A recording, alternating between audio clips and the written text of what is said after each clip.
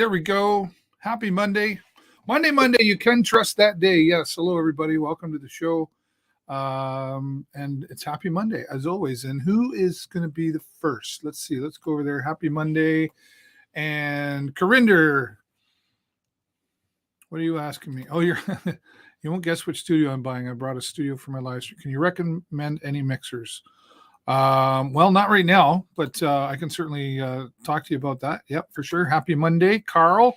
73 is to you, our friend from Oshawa, and Corinda watching all the way from the United Kingdom. Thanks for being here as well. Nice to know we've got a global audience, right? And reaching beyond the borders, if there is anything such as borders anymore. Hope you've had a good weekend. Boy, I'll tell you, I'm counting down the days. Mother Nature's really teasing, because well, I got a motorcycle, and then I got that car that I got into. Yeah, I'm really looking forward to getting out on two wheels and then cruising with the sunroof down too, that kind of thing, right? Pardon me. There we go. Some people call it the mute button. I call it the cough button. It's nice to be to here today, though, and it's nice to see Mother Nature is sort of kind of teasing us a little bit. We're getting close there. I think it was last year, March 4th, I had the motorcycle out.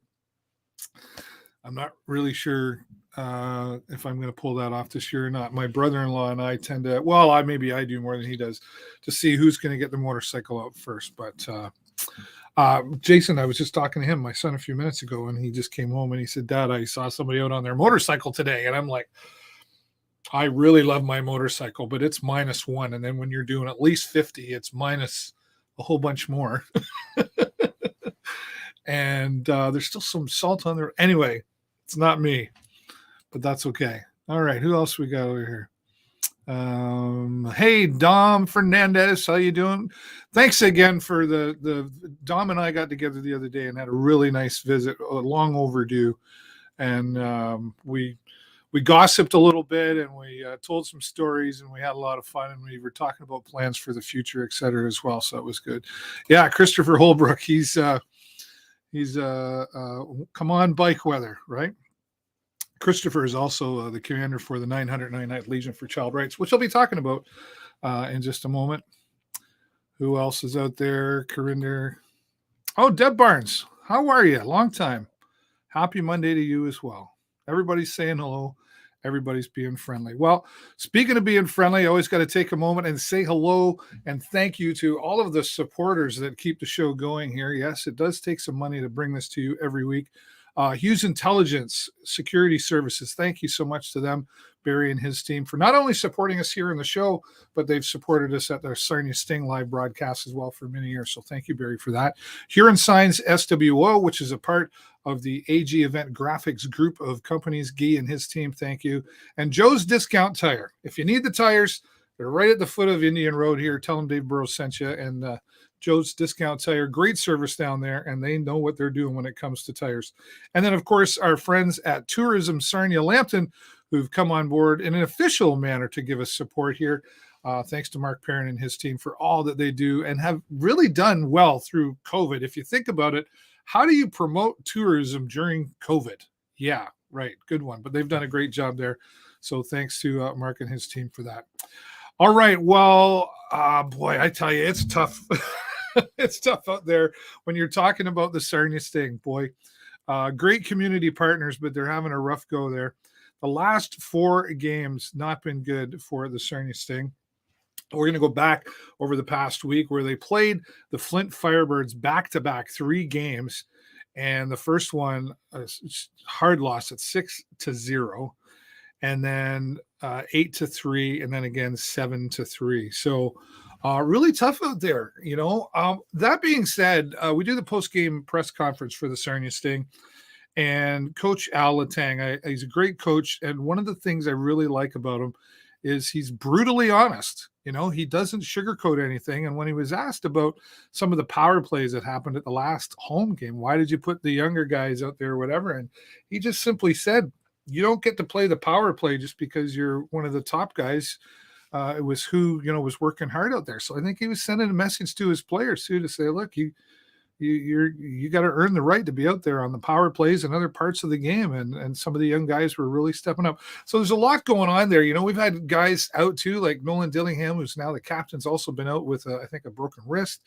And a lot of the leadership has been off from being hurt, etc. So the younger guys, there's just really a lot going on. They're playing hockey, but Flint Firebirds too, the number one team in the league right now. But you can't use that as an excuse, right? Then they would go down to play Flint and lose again, and then on their way back, stopped in Windsor. And the Windsor Spitfires, who we were able to beat in the past, definitely were looking for some payback, and they pulled it off, beating down the Sarnia Sting at 5-1. So go Sting, go. Still, though, we want to keep supporting our Sarnia Sting, and we'll be back at the Progressive Auto Sales Arena on Wednesday coming up. We'll be there. And the Sarnia Sting will be having a home game there as well. And then, what's really crazy right now is because of COVID and so many games were postponed, now they've got to make up those games. There are 13 home games at the Progressive Auto Sales Arena in March. 13 games. And that's not all the other games they got to play on the road. So there's something like 19 games total, I think, in March for the Sarnia Sting. So that is a lot of hockey. So the best we can do is buy your tickets, get out to the Sarnia Sting, and give them your support. Again, the next game coming up on Wednesday. And if you want to find out more about the Sarnia Sting, just go to their website, sarniasting.com. You can actually purchase your 50/50 tickets online for the Sarnia Sting as well. So lots of ways to get out and support your Sarnia Sting. And they definitely need another win. Speaking about out in the community, there's so much greatness in this community. I say it all the time. My first guest, Dave Brown, I know he'll agree with me, the support that this community gives us.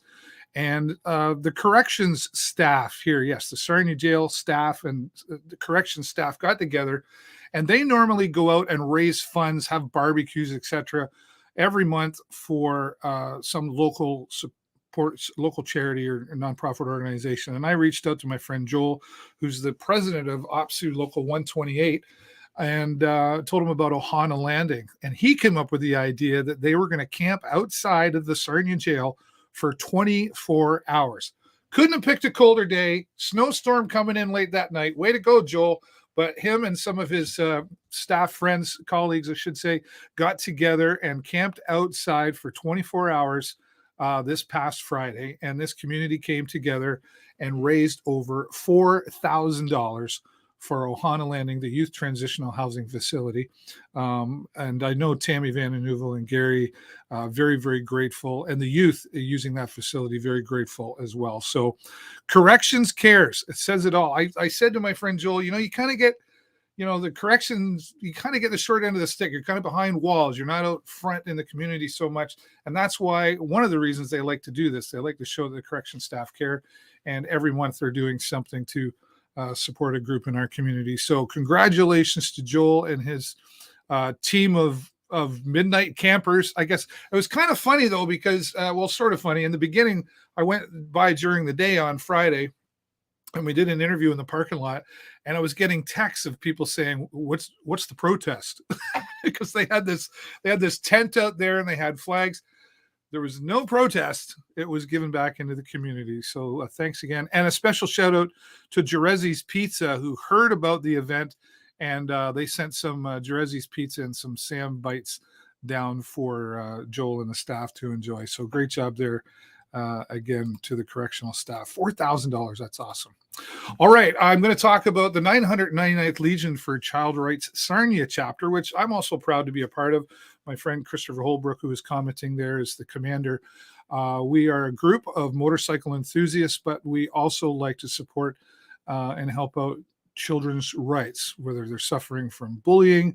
And we like to work on both sides. We like to help out the bullies too, in the sense of, why are you doing this? So it's all about child rights. And if you want to find out more about us, we're going to be at the Lambton Mall on March 5th and 6th coming up this week. And we're going to have a booth there and a chance to win some cool prizes, but really come out and meet us and understand what the 999th Legion for Child Rights is all about. You may want to get involved with us, or you may know somebody you could put us in touch with that could use some of our support. You can also go to 999th Legion Sarnia.com to find out more about how it all began and what we're all truly about. And there's even an application form on the website if you would like to express interest in being a part of our group. So looking forward to that as well. And you're going to be hearing a lot more about the 999th Legion for Child Rights in the future. All right, back to the comments one more time. Who else we got out there? Yeah, sorry, don't have better to report there, Corinne. There's Chris saying hello. And I found my niche, sir. Oh, I hope so. You talking about this? I think I've been doing it for 10 years. I hope I found my niche.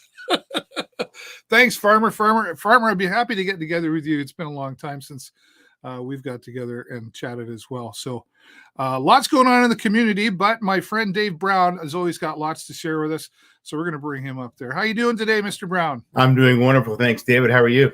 I'm fantastic. There's a little excitement in my voice, or maybe a skip in my voice, because I really want to get on the motorcycle so bad. It's like I don't blame you. I'm the same way at the beach and just getting out without a winter coat on. I'm with you all the way, brother. Right, no kidding. Yeah, you like to go for lots of walks, and you're always down by the waterfront there, and we have such beautiful waterfront and beaches here. We really do. And, the view changes every day, with the cloud cover and the way the sun glances off, or ice coming down, or ships going up. It's you're right. There's just so much to look at down there. And such great fresh air. Yeah. And you're right. When I've lived here all my life, and I can go under the Bluewater Bridge, and it just never gets old. Right. You're absolutely right. People take pictures all the time, and I look and I go, I've never seen the same picture twice. It's beautiful where we live. You're right. You're right. I'm almost speechless. It's so lovely down here. And, we've got, I think, all the advantages of a decent sized city, but with that small town attitude and feel. Yeah. Well, you sort of heard me mention it earlier. You saw the money raised for Ohana Landing, but that's and I got to tell you, they set a goal of $1,000. They were like, okay, $1,000 would be good. Sure. And I said, you know what, Joel? I said, I see you going way beyond that. This community, as you know, coming from United Way, we see that often. What's going on, Dave? What's the latest with campaigns or fundraisers and everything else going on? Yeah, we've got lots going on. I mean, first off, we're winding up really 2021 with our annual general meeting, which will take place at the end of March, and we'll present our financial audit, which is currently underway. So that's kind of something that we're obligated to do for the federal government to remain a charitable agency in good status. But also it shows donors that the money went where it's supposed to. And that's those 30 programs and services. Last year was about 38 programs and services. And that we're as cost efficient as we say. And then, of course, United Way of Canada and the Better Business Bureau wants to see those reports as well. So that's winding down right now. Well, at the same time, we've got some events planned for this year. We're planning for next fall's campaign. We're doing the final touches on our agency funding, which begins April 1st. For those programs and services. So, even though it's kind of the off season, the reality is there's lots going on behind the scenes. Yeah, well, I guess that's really part of what it takes to keep supporting all the services that United Way supports, right? Right. And it's an ongoing process. I want to just jump backwards a little bit and go the needs target. You didn't quite make it this year? No, we didn't. Our target was 1.75 million, and we're grateful to have reached almost 1.65 million. Right. We hit 94%, and I have to be honest, the end of November, beginning of December, I thought we'd be lucky to hit 90.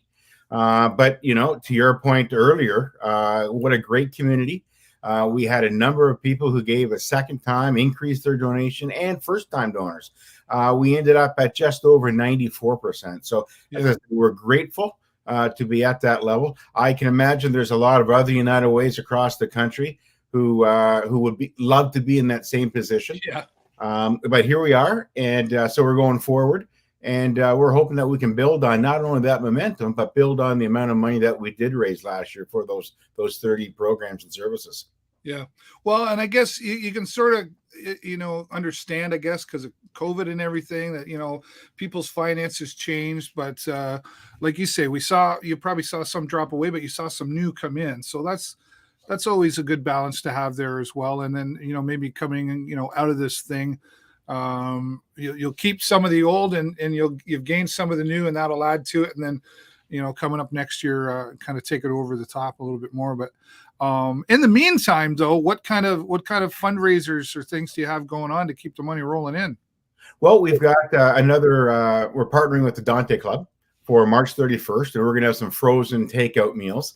We typically do that in November, just going into the Christmas period, but we thought we would do something this spring as well. And so we're going to have on our website later this week or next 3 meal options: a lasagna, a savory macaroni and cheese with ham, which is brand new. And then we might have another pasta dish, both a large and small, and they'll be available on our website. And then we're really excited to partner with Gus over at Global Donuts and Deli. Oh, yeah. On London Road. They're going to do a United Way donut for us. So we're excited about that. Hopefully we can sell 800 to 1,000 donuts that day. And we'll of course, stuff multimedia or social media as we get closer to that stage. So we're excited about that. But what's interesting is we're also analyzing last year's campaign, and we had a huge increase in direct mail campaigns and people who gave online to our website. Oh yeah, right. $85,000 was directed through our website. Wow. For donations, which represents over 4% of the campaign. So we're looking to see how we can maybe enhance that a little bit. Your viewers might be interested to know that 20% of our entire 1.65 million came through the mail or came through online. So that's been a really successful avenue for us. So if we can tweak that and fine tune that a little bit, make it a little easier, expand our reach, we really think that we can add on the momentum. So we're planning that at the same time as planning these events. And we'll have more events this summer and this fall with other local businesses. Well, you've got to have some exercise programs in there, Dave, because all you do is fundraise with delicious food. And I'm already I just lost weight. Now you want to put it all back on me.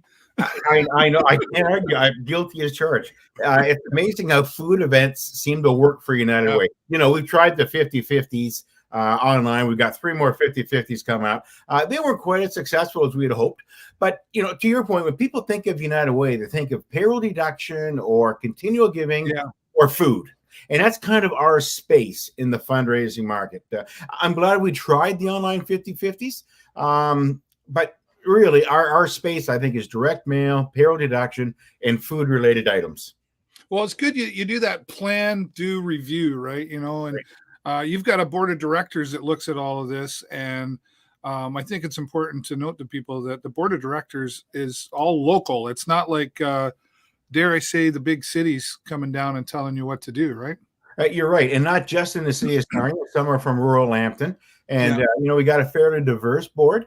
Almost half of them are women. Very few are retired. Most of them still work. So we got that kind of age diversity as well, all of which have got some great tools to bring to the table. And I think, we're really fortunate to have such a competent and committed group of volunteers. Yeah. Speaking of groups, like the End of the Good Shepherd, it has some programs that the United Way supports. And 'tis the season for taxes. And Lynn down at the End of the Good Shepherd, she's been doing it for quite a few years, I think. She really has been. I'm just going to call it my phone here because I've lost my dad on it.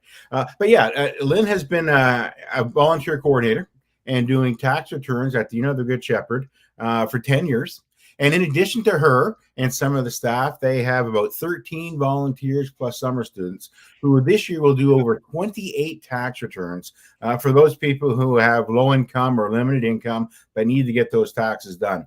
This will be coming up the 3rd year that we've funded the income tax program of the United Good Shepherd. They've got some terrific stats. The show viewers might be interested to know that 40% of the people who get their tax returns done by the Inn don't need any other programs and services from the United Good Shepherd. Oh, really? Oh, okay. So between their tax refund and any credits or subsidies that they're eligible for is enough to keep them self-sufficient. so they can maybe move to a better neighborhood. They can afford the rent. They can afford to not go to the soup kitchen and that kind of thing. So there's really a great payoff for that income tax program. And Miles was just telling me today that about $9 million through those 2,800 tax returns they did last year was remitted to the area's low-income individuals. So what a great program that is. Yeah, and I mean, who likes doing their taxes anyway? Yeah, that's that. I mean, there's good things to have to do with spring, right? Including Easter. The one downside is that tax return, unless you're getting a refund. Yeah. I wouldn't even know where to start. I mean, but yeah, that's a great program. And I think that is, that's one of those programs again where, I think a lot of times we look at the end of the Good Shepherd and the first thing we think of is food, right? And food bank, but they really have 30 plus. They've got tons of programs that they put out there to the community all the time. And I like the point that you said that it's not just everybody going to the end of the Good Shepherd is using all the services. There's just some select that they need, right? Absolutely. And, we're really proud to partner with them and their volunteers and whatnot. The other program that they've got that we're going to be getting involved with this late summer or early fall is their microloan program. And it seems every strip mall in the city of Sarnia has got one of those cash stores or payday loan stores. And sometimes, some folks have got what they believe no alternative but to get a payday loan. Maybe the rent is due Tuesday, but their pay isn't until Thursday. And those fees and those, interest rates are just... They really get a person into trouble.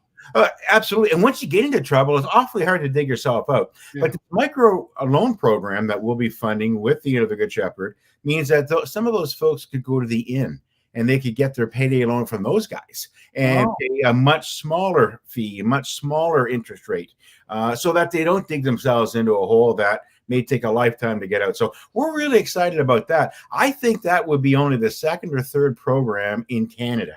And I have to really, give high marks to the Good Shepherd for seeing that need and coming up with an idea and then coming to us and asking us to fund it.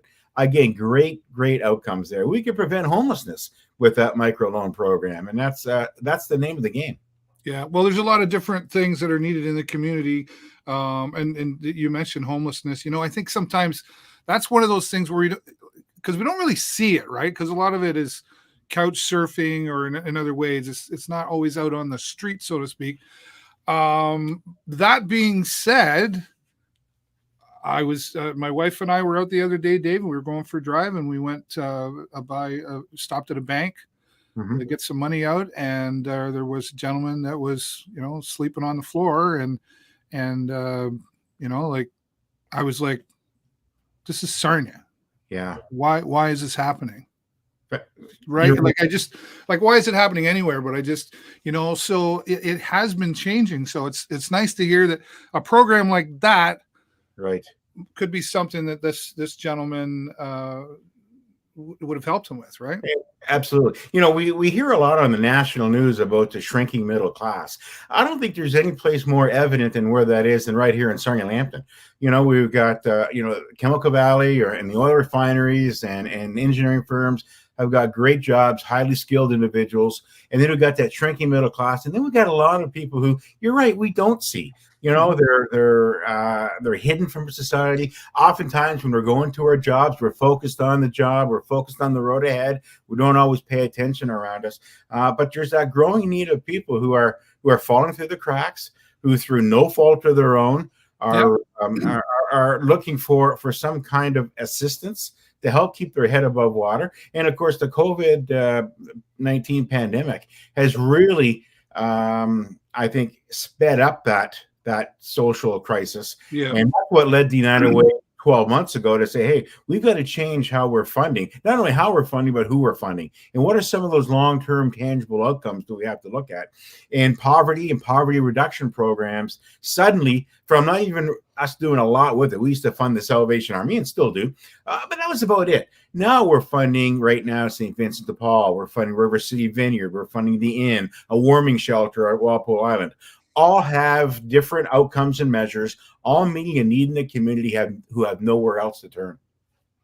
Yeah, well, I think that's Well, it's one of the greatest things about the United Way is you support so many different programs, but all at different levels of need and different age groups, right? It's not just that. Yeah. I know we say this one every time, but I think it's really important. I think a lot of times, the United Way's been labeled with only supporting senior type programs, and that's just not the case, right?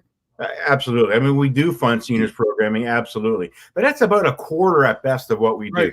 The biggest piece is that from poverty to possibility. Then we've got all that kids can be, a lot of youth programs. And then the last part is what we call strong people, healthy people, strong communities. The healthy people part is the seniors, and we do have a higher senior population than the Canadian provincial average, and many of them are isolated outside the city of Sarnia, where Uber Eats and Skip the Dishes don't go, so they need those Meals on Wheels. There's no Uber drivers in Thetford, so they need volunteer transportation from Lambton Elderly Outreach and whatnot, and there's a cost to that. And some of those folks who live very remotely don't have the financial ability to pay full cost. So we're there for that. But then that fourth part, though, is the mental health. And again, through the pandemic, we found that a lot of people are struggling. Some because of the pandemic, and others it's just amplified because of the pandemic. And family counseling centers, suicide prevention, opening doors in both Sarnia and in North Lambton are there to help those folks who are struggling. Yeah. Well, must be quite the conversation at the board of directors table. Where do we put our focus? And, like any organization, you've got to prioritize things. And it's not like, it's not that you don't care about certain things, but there's really only so much we can do. Like, how do those conversations go around the table? How do you decide on what the priority is? Well, I mean, there's no direct science to it. That process really starts with our community investment committee, which is another set of volunteers. And they're the ones that really review not only the community needs, but also the agency needs. So there may be an agency that's providing a great program and service, but maybe that agency, because it's a bigger agency, it's national, they may not be in as greater need as a smaller independent grassroots agency. So if you look at both the agency needs and the community needs, and we have a number of inputs. How many volunteers does the agency need? Yeah. And if they're really engaged in volunteers as opposed to paid staff, how efficient are they? How many people are there in a community that are in need of that program? So there's a number of measures, and I really give the Community Investment Committee a lot of credit for breaking that down to a bite-sized chunk to present to the board. And their ideas are very well thought out. And one of the things that we really made clear at the board and in the media when we announced our decisions is just because we cut an agency doesn't mean it's a bad program. That's right. Or the program isn't. It just means that there's something else that's a little bit more in need of funding, or maybe helps just a little bit more people. If we had the money, we would have funded more of the agencies. It's just that it came down to we only had so much money to do as much good in the community as we could. Well, I would say your team and yourself do very, very well with everything you've got to work with. And sometimes hard decisions have to be made, right? I mean, that's just part of life in general sometimes. So thanks to you and your team. I know you've got a great team behind you there, continuing to do things. And I know you're very accessible. We've got the email and the phone number on the screen. Are you back to a point of where can people just walk in and see you?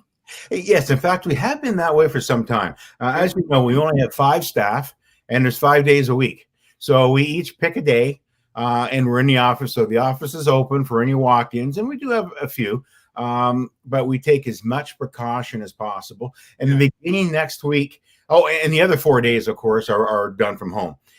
Beginning next week, we're going to start working 2 days a week in the office. So there'll be 2 people at any one day in the office, and 3 working from home. And then at some point in May, we'll probably bump that up to 3, maybe 4 days a week. Again, all to be as cautious and as careful as we possibly can. We do practice social distancing, and we mop things down as much as we can. And at this time of year, we don't have a lot of people in anyways, but absolutely people can wander in and say hello. And, we found a lot of people are making donations of stock already, particularly oil stocks. Stocks, because they want to obviously give the donation when they're at their highest level. And Right. many of those stocks, like Imperial Oil, are at or near their 52-week high. So we've had a couple of people make their fall donations already while those stocks are so high of value. So it's good that we're around to help those folks out too. And it's a simple process, but we're there to lead them through it. Once again, just showing the generosity here in Sarnia-Lambton, right, David?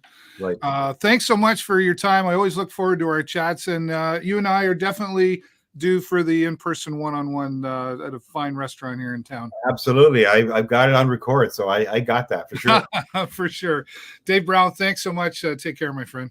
My pleasure. Thanks for having me. You're welcome. Dave Brown, Executive Director, and our friend from United Way of Sarnia-Lambton. Always a pleasure.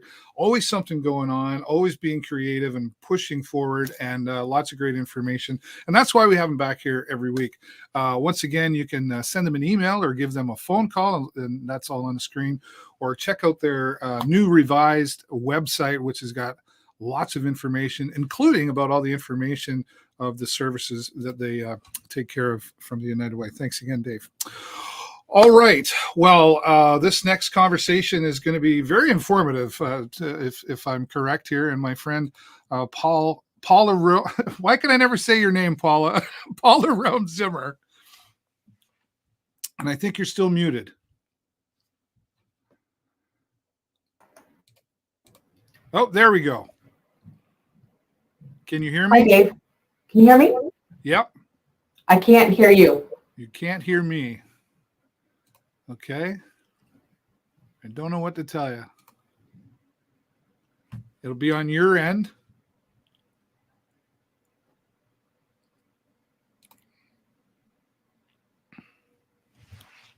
Let's see if we can help her out.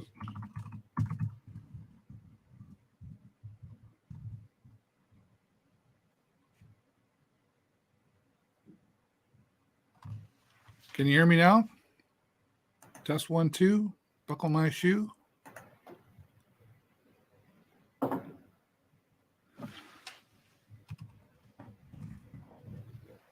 Working on it. Test 1, 2. Buckle my shoe. Hello, Paula.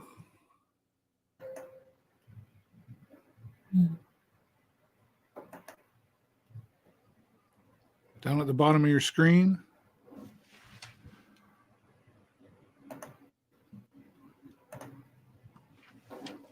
Hello, hello, hello.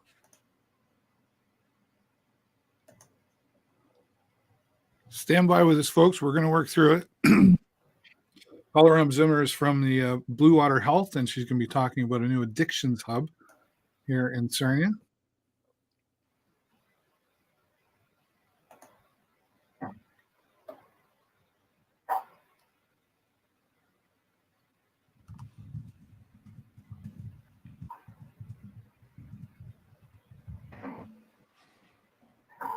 I think I can hear you now, Dave. Can you hear me now? Some background sound? 1, 2, buckle my shoe. Yes, I can hear that. Very good. Okay, there we go. It's okay, Paula. It happens all the time. Yes, I know. You'd think we'd have this sorted out by now, eh? Well, you know, what fun would that be? Sure. Well, Paula, thanks so much for being here. I've been looking forward to this conversation because it's definitely an important one. And I know we're going to do some clarifying of things here today as well. But you are the Integrated Vice President of Mental Health and Addiction Services. That's a mouthful. And I know you in many different hats. Where's your cape? Uh-huh. And just tell everybody really what it is that you're doing. Yeah. Well, my role actually has changed a bit at the Bluewater. So I'm VP of Integrated Services. So mental health and addiction is one of them, but I'm now involved with the Emerge and several others, organizational development. So kind of an integration at Bluewater Health, but also my integrated role is with Leo and leadership role at Leo too. So that's where our paths have been crossing quite a bit with the age-friendly work. Right. Yeah. Because you didn't have enough to do already. No, yeah. Well, interesting. There's so much crossover in what we do. Yeah. That it seems like add-on, but it's really more synchronized than what people realize.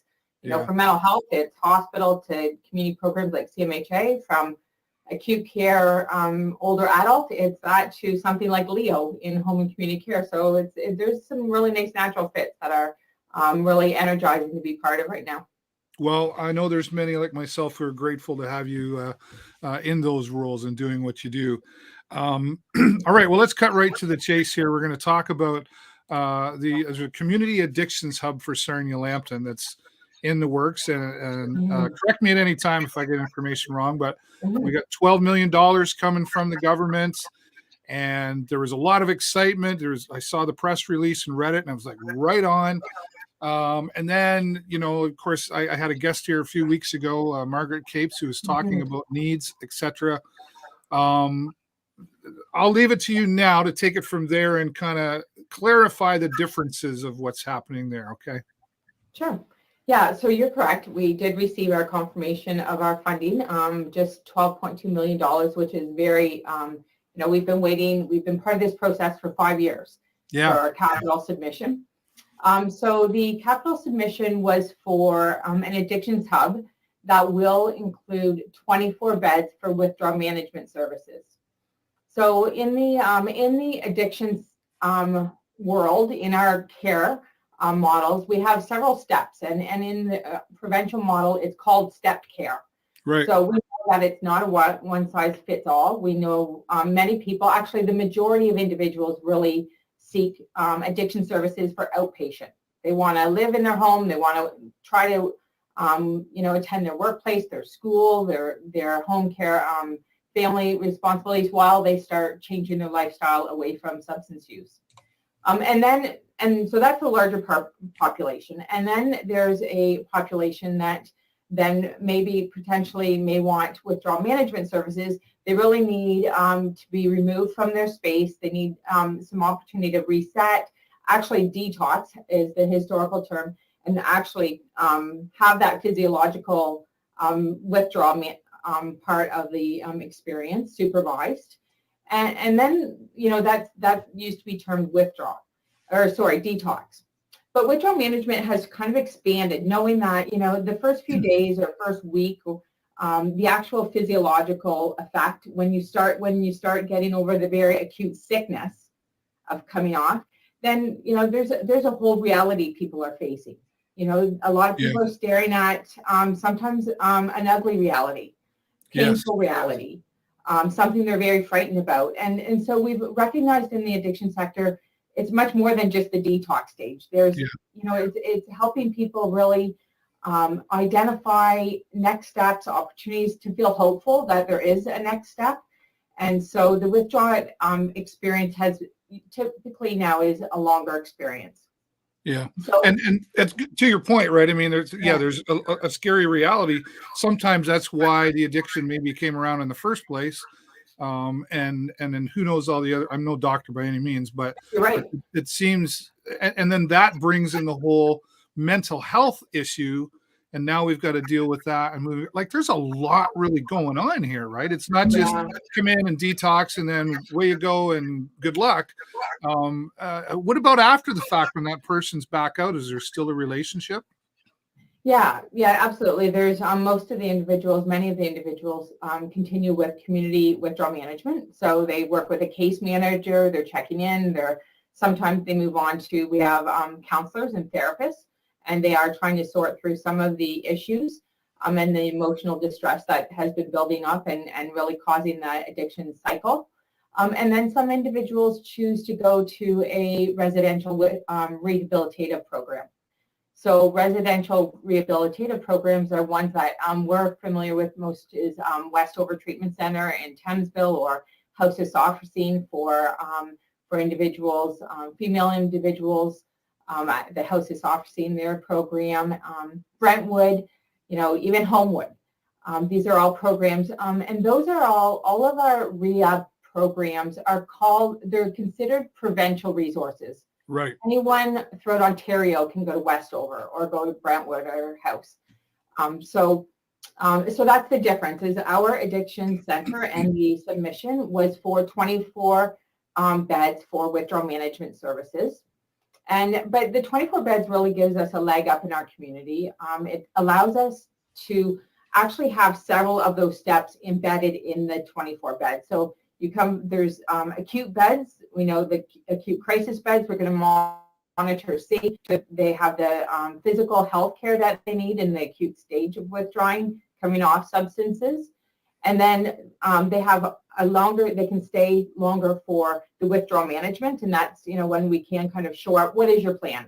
What do you want to do next? How can we help connect you?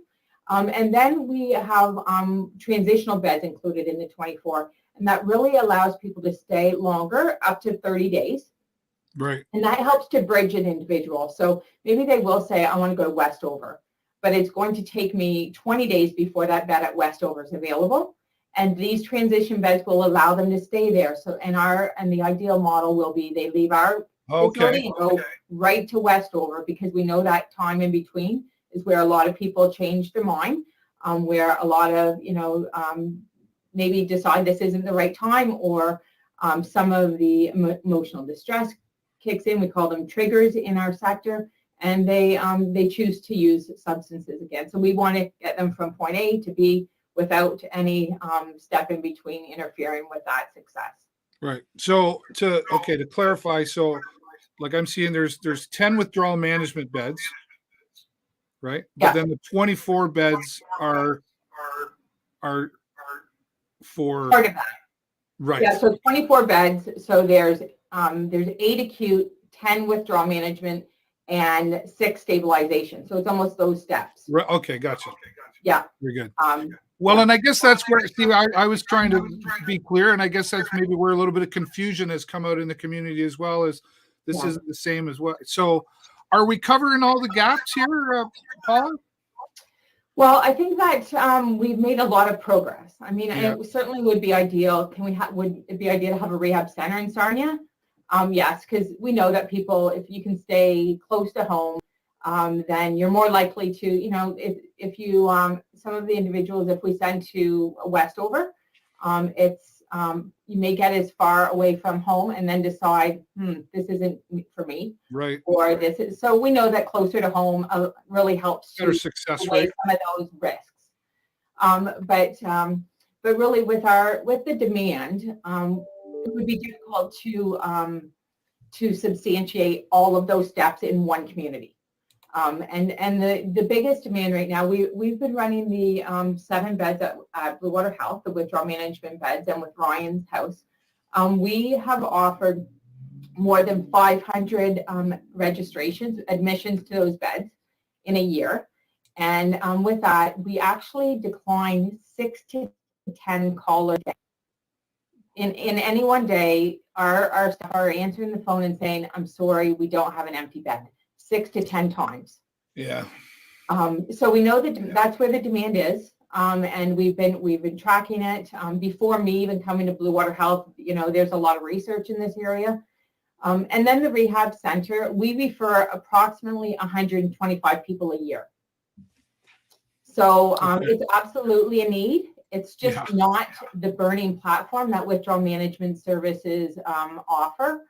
And they really do help people kind of step out of their environment, give them the safety of a place when they're choosing to withdraw, and then be surrounded by a team that can help them move on to the next step. So we're moving in the right direction. Yeah, good point, right? And it's taken a while, right? I guess the government takes time to make up their mind sometimes. But is 12 million enough to pull this off? Yeah, well, we're having those calls right now, and certainly, I mean, we have just finished fundraising for Access Open Minds, and through those 3 years, it changed substantially with the COVID and the cost, and so we know there's a reality there, and so does the ministry. Though we had a very reassuring call today to say, let's move on. We've actually done a lot of the homework. We're in a state that we're ready to work with an architect. Have drawings, really move to some tangible work, and everyone recognizing there's probably going to have to be some type of reset when we talk about the numbers, because that's just the reality we're in right now. Prices go up, they don't go down. No. And when projects, 5 years ago, you submitted the project changing. Yeah, right, for sure. Is there a timeline prediction to all of this, to the day of the doors open? Yeah, well, we're projecting about 2 years from the construction that has to take place, working with an architect, all the work that has to happen. Fortunately, we've been able to secure the property that we do call Ryan's House. And the foundation now has purchased the property, Bluewater Health Foundation. Okay. So, that's really, we're really grateful that they've seen the importance of investing, because safe and affordable housing is such a difficult commodity to come by, that at least, we have these beds, 12 beds that we can carry on in a temporary fashion for as long as we need to until the permanent facility's been built. Yeah. Well, it sounds very positive, Paula, and I know you've got a lot of work ahead of you, and you've got a team you're working with. But it sounds like, based on what you're sharing, that everybody seems to be on the same page here. I think so. I think, we had a great meeting last week with Margaret and the Justice Advocacy Group too. And, I think we all have to remind ourselves we all want the best for our community. And advocacy groups like Margaret and her group, and I've worked with Lori Hicks for more than 4 years, and she has been a force to be reckoned with. And so all of that really continues to give us a voice and strengthens, Sarnia-Lambton's advocacy, and I think that we've accomplished a lot of that. Well, like you say, it's progress headed in the right direction, and it's nice to see it's coming this way, and definitely a need here in our community. Is there anything else that you wanted to share that maybe we didn't touch on before I let you go? Well, we just want to keep emphasizing, the folks who sometimes feel they have to go to the emergency department to access the withdrawal management beds. You don't. You do not have to go to the emerge department. On the 6th floor of the Bluewater Health in the Russell building, individuals can go directly there to ask for the withdrawal management bed. And so some people will say they don't come because they think they have to go through emerge, and they don't. And so we want to ensure people have a direct access route. And we've done a lot of other important program development. We also have a nurse practitioner now in the addiction program, and she's offering primary health care. And quite honestly, the health care that our clients are receiving is just her ability to engage respectfully, recognizing the complex healthcare issues that individuals are arriving. She's really offered a huge advantage for the clients that we're serving. So we're putting some pieces together that we're quite proud of, and so many of us who have advocated in this work for years, myself 30 years almost in mental health and addictions. It feels like kind of our time has come. People are paying attention. Unfortunately, it's because of the dire strait we're in, but we are receiving the attention it requires. Congratulations. It's got to feel good, right? To know that this is happening. It's reassuring that people are listening. Right on. Paula, thank you so much. And I welcome you back anytime to give us an update, and so we can keep the community informed about what's happening and how everything works. I really am glad that you reached out to join us here today. Thanks very much. Great. Thank you. Take care, Dave. Paula Reaume-Zimmer from Bluewater Health and part of the Mental Health and Addiction Services. If you were watching that, boy, it certainly is super positive to be seeing this come to life for many reasons. I think so many people have been affected by addictions one way or another, if not directly, indirectly. So again, very positive. And thanks again to Paula for stopping by and talking to us today. A lot of great information here today, folks. I want to thank my guests, of course, Paula once again, and then, of course, my friend Dave Brown from United Way of Sarnia-Lambton. And I will go back here one more time, just because I can, and remind everybody about March 5th and 6th at Lambton Mall. The 909 Night Legion for Child Rights will be at Lambton Mall, and you can go to their website to find out more about the 909th Legion for Child Rights, and maybe you'd like to be involved. You don't have to have a motorcycle, but it's a kind of a bonus if you do. We go for rides and stuff, and you're going to be seeing a lot more of the 909th Legion for Child Rights here in Sarnia. Again, thank you to my guests, and thanks to all of you for joining me here today. I look forward to seeing you again next week. That's all the time I got for you this week. Have a great week and an even better weekend. I will see you next time right here on the show. Bye for now.